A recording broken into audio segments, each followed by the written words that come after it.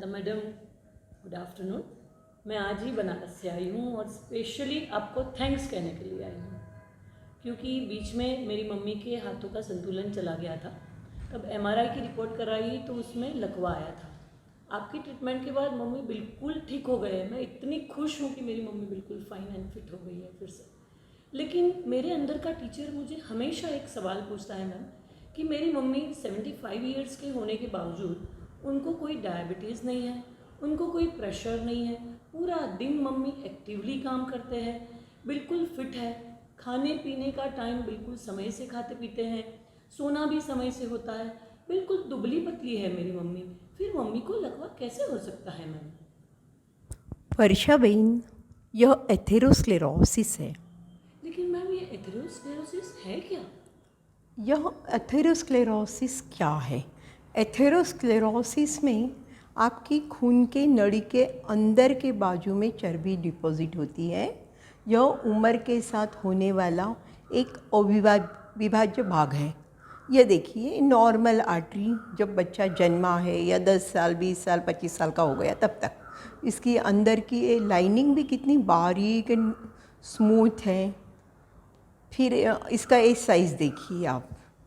अब बच्चा बड़ा हो गया, अगर आप 25 साल से ज़्यादा, 30 साल से ज़्यादा, 40 साल से ज़्यादा, कोई को 30 के बाद, कोई को 40 के बाद, थोड़े बहुत तो वेसल में चेंजेस शुरू हो ही जाती। ये आप देख रहे हैं, वेसल थोड़ी थोड़ी जाड़ी दिख रही है। 50 के बाद, 60 के बाद ये वेसल और भी जाड़ी हो जाती है। ये नॉर्मल एजिंग है, जिसको कोई भी बीमारी नहीं है उसकी ये ब्लड वेसल्स है। अगर अभी किसी को कोई बीमारी हो तो काफ़ी बार ये नलियों में काफ़ी ज़्यादा प्रॉब्लम्स हो जाते हैं। कैसे होते हैं मैं आपको बताती हूँ। यह है आपकी खून की नली, इसके अंदर से आपका खून बह रहा है। मैंने आपको बताया कि एथेरोस्क्लेरोसिस में चर्बी डिपॉजिट होती है। ये चर्बी कहाँ से आती है? आपके ये जो खून की नली है, ये पेशेंट का खून इकट्ठा किया हुआ है। ऊपर का भाग जो है वो सीरम है, नीचे का सेल का है। ये ऊपर का सीरम है, आप देखोगे तो ये काफ़ी एकदम क्लीन दिख रहा है। अब ये क्लीन है तो ये पेशेंट का जब ब्लड इसमें से घूमेगा तो ये एकदम क्लीन रहेगा, इसमें ज़्यादा चर्बी नहीं है। तो ज़्यादा से ज़्यादा इसमें चर्बी डिपॉजिट होगी तो भी कितनी होगी? कहीं एक आध बार इधर थोड़ी सी आ जाए या इधर थोड़ी सी आ जाए, बहुत ज़्यादा चर्बी नहीं डिपॉजिट होगी। अब ठीक है, अपन दूसरे पेशेंट का देखते हैं, जिसमें ये अब दिख रहा है आपको, ये जो कलर है इसका काफ़ी सफ़ेद और आपको क्लीन नहीं दिख रहा। ये देखो, दो में फ़र्क। तो ये जो अगर खून आपका इस नली में से जा रहा है तो इसके कारण जो चर्बी डिपॉजिट हो रही है, इसमें चर्बी बहुत है तो ये ऐसे डिपॉजिट होती जाएगी। ये आपकी चर्बी डिपॉजिट हो रही है। तो अब ये चर्बी डिपॉजिट होने के बाद में ये इसकी जो कॉन्फ़िगरेशन है वो तो बदल ही गई है, पर अपनी बॉडी हीलिंग भी काफ़ी करती है। तो ये आर्टरी के ऊपर बाद में एक कवर भी दे देता है, कोई फाइब्रोसिस ऐसे होकर एक कवर आ जाता है। काफ़ी बार ये सेल पूरी रिकवर नहीं भी होती है, तो इसके कारण एक क्या तैयार हो गया आपका? फाइब्रस प्लेक, यानी ये एक ढक्कन जैसे तैयार हो गया इसके ऊपर। इसके अंदर जो है सब फैट सेल है। अभी सपोज़ ये ऐसे ही 2-3 जगह है हुए हैं और आपका ब्लड प्रेशर बहुत ज़्यादा है, तो एकदम ब्लड प्रेशर ज़्यादा होगा तो क्या होगा? आपका खून एकदम जोश में जाएगा। अभी जोश में आया हुआ खून है, इसको तोड़ दे तो ये टूट गया, तो इसके ऊपर का कवर चला गया।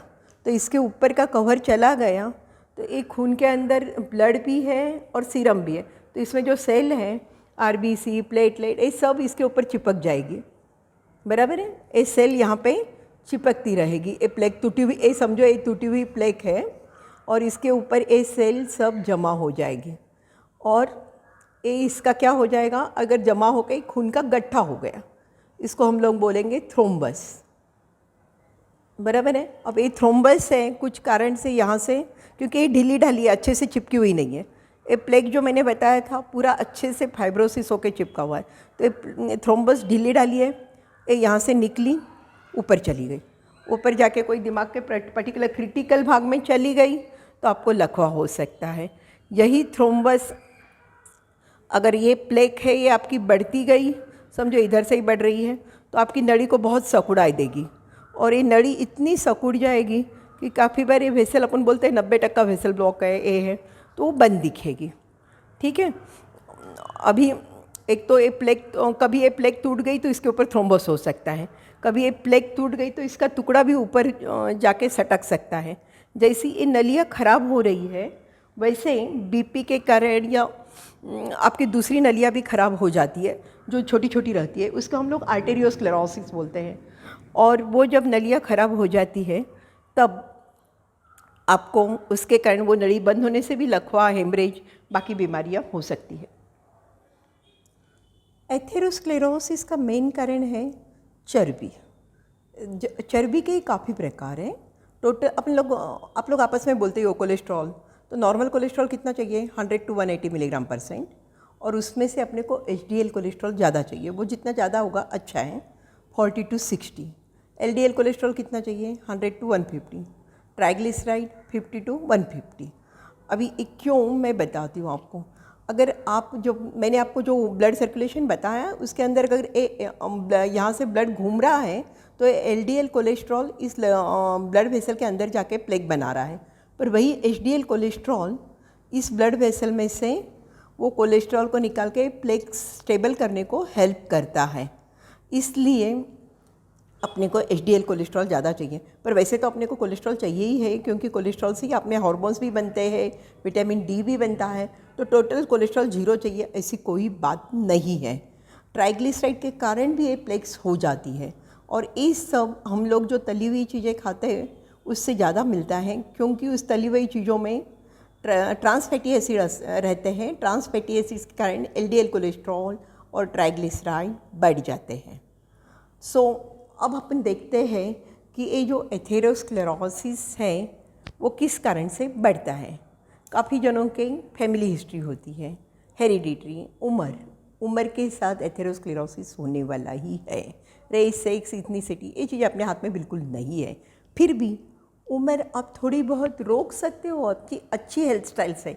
काफ़ी जनों के दिमाग एकदम अच्छे रहते हैं, वेसल्स अच्छी रहती है, सो दे आर एक्चुअली एजिंग होने नहीं दे रहे हैं ज़्यादा। फिर भी जो बढ़ना है वो तो बढ़ने वाली है। Hereditary but modifiable. अब काफ़ी जनों के घर में डायबिटीज़, हाइपरटेंशन होता है, वो लोग बोलते हैं हमारे तो माँ बाप की देने बराबर है, पर ये चीज़ें हम लोग अच्छी डाइट, कसरत से कंट्रोल कर सकते हैं। तो जिसके ही घर में हिस्ट्री होगी, छोटी उम्र में लकवा हो गया अथवा हार्ट अटैक आ गया, शायद चर्बी का प्रॉब्लम तो नहीं है, वो हो तो उसकी दवाइयाँ पहले से चालू करो, प्रॉब्लम नहीं आएगी। डायबिटीज़, ब्लड प्रेशर होगा तो उसकी दवाइयाँ ले लो। और एक इम्पॉर्टेंट बात, आपके घर की फैमिली हिस्ट्री ख़राब हो तो बच्चों को बचपन से ये आदत ऐसी पेट को कि वो खाना बराबर एकदम हेल्दी फूड खावे, एक्चुअली फास्ट फूड कम करें, और उनका मेन चीज़ मोबाइल टाइम, टीवी टाइम एकदम लिमिट में रहें, बाहर एक्सरसाइज अच्छे से करें। तो इन सब चीज़ों से भी आप ये बीमारियाँ भी रोक सकते हो और एथेरोस्क्लेरोसिस भी। स्मोकिंग, तंबाकू से हम लोगों ने पहले भी देखा है कि किस प्रकार लकवा हो सकता है, क्योंकि खून जाड़ा हो जाता है और वो प्लेटलेट्स चिपक जाती है। तो एथेरोस्क्लेरोटिक प्लेक हो तो उसके कारण ये प्रॉब्लम बढ़ जाती है। स्ट्रेस, तो स्ट्रेस से भी कॉर्टिसोल बढ़ते हैं, उसके कारण भी आपकी शुगर और चर्बी बढ़ सकती है। नींद पूरी नहीं हो तो भी सब प्रॉब्लम आ जाती है, क्योंकि नींद के अंदर ही हमारी बॉडी की काफ़ी रिपेयरिंग का काम चलता है। डाइट, एक्सरसाइज, तो उसके पहले हम सबसे पहले ये देखते हैं कि एथेरोस्क्लेरोसिस के लक्षण क्या है।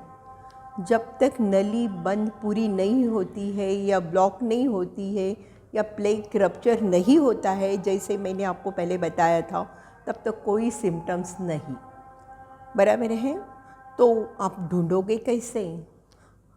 अगर आपको कोई प्रॉब्लम आती है, कार्डियोग्राम में खराबी है या आपके पैर दुख रहे हैं, आप डॉपलर करा लो, शायद पैर की खून की नली ब्लॉक आ जावे। उसके सिवा आपको कोई डाउट है तो एंजियोग्राफी करा सकते हो। आप कन्वेंशनल एंजियोग्राफी भी करा सकते हो, CT एंजियोग्राफी करा सकते हो, MR एंजियोग्राफी करा के देख सकते हो। वैसे आप रूटीन आपके सब ब्लड के रिपोर्ट भी कराओगे तो काफ़ी बार आइडिया आ जाती है। जिसके रिपोर्ट ख़राब होंगे उनको, खास करके कोलेस्ट्रॉल बहुत ज़्यादा है समझो, उनका कोलेस्ट्रॉल 300-400 है या ट्राइग्लिसराइड 400-500 है, तो उन लोगों को ये प्रॉब्लम होने के ज़्यादा चांसेस होते हैं। और उन लोगों को जो भी लगे, जहाँ पे प्रॉब्लम लग रही है वहाँ के रिपोर्ट कराना बहुत ज़रूरी होता है। अब ट्रीटमेंट क्या है? रिस्क फैक्टर की ट्रीटमेंट, डायबिटीज़, ब्लड प्रेशर या आपकी चर्बी ज़्यादा हो तो ये तीनों का ही इलाज शुरू कर दो। अभी चर्बी ज़्यादा के लिए क्या इलाज है? चर्बी ज़्यादा के लिए स्टेटिन नाम की ग्रुप की दवाइयाँ आती हैं। वो स्टेटिन शायद एटोरोस्टेटिन ग्रुप हो या रोज़ुवास्टेटिन, जैसे आपके डॉक्टर बोलते हैं उससे हिसाब से आप दवाइयाँ चालू कर दीजिए। उससे जो वो एथेरोस्क्लेरोटिक प्लेक हो रही है, कहीं पे ही होती होगी, आपके गले में हो रही हो या और कहीं पे ही हो रही हो, तो वो स्टेबल करने में हेल्प करती है और उसके कारण आपका बड़ा लकवा या हार्ट अटैक रोकने में हेल्प होता है। एंटीप्लेटलेट ड्रग्स, एस्पिरिन, क्लोपिडोग्रेल, वो जो है वो एथेरोस्क्लेरोटिक प्लेक में तो नहीं हेल्प करती है, पर वो प्लेक के ऊपर जो थ्रोम्बस बनती है उसको रोकने में हेल्प करती है। इसलिए ये दवाइयाँ भी काफ़ी बार ज़रूरी होती हैं। उसके सिवा अगर आपको समझो कोई लग रहा है कि भाई ये नली का हार्ट की ब्लॉक है, तो एंजियोप्लास्टी, स्टेंटिंग, सेम चीज़ आप दिमाग में भी कर सकते हो। अचानक किसी को लकवा हुआ तो वो थ्रोम्बस निकाल सकते हैं। थ्रोम्बेक्टमी भी कर सकते हैं अगर थ्रोम्बोलाइसिस की ट्रीटमेंट फैल गई तो। सर्जरी भी हो सकती है, पर सबसे इम्पॉर्टेंट है लाइफस्टाइल मॉडिफिकेशन। वो कैसे करोगे आप? खान पान में किस चीज़ों के कारण आपके कोलेस्ट्रॉल कम होगा? आप अगर मेडिटेरियन डाइट बोलते हैं, आप डाइट के अंदर वेजिटेबल्स ज़्यादा लो, नट्स लो, अगर रॉ फूड ज़्यादा लो, नॉनवेज कम लो या मत लो, तो काफ़ी बार अपने को हेल्प होती है। मूंग मोठ भी ले सकते हो। एक्चुअली मैं बताऊंगी कि आप फ्राइड आइटम कम लो, खास करके तली हुई चीज़ें मत खाओ, क्योंकि तली हुई चीज़ों के कारण आपके ट्रांस फैटी एसिड बढ़ रहे हैं। ट्रांस फैटी एसिड बढ़ने के कारण कोलेस्ट्रॉल, ट्राइग्लिसराइड बढ़ने से एथेरोस्क्लेरोसिस काफ़ी फास्ट बढ़ जाता है। कसरत के कारण आपकी वेसल रिलैक्स हो जाती है, इसलिए कसरत भी ज़रूरी है, नींद पूरी होना ज़रूरी है।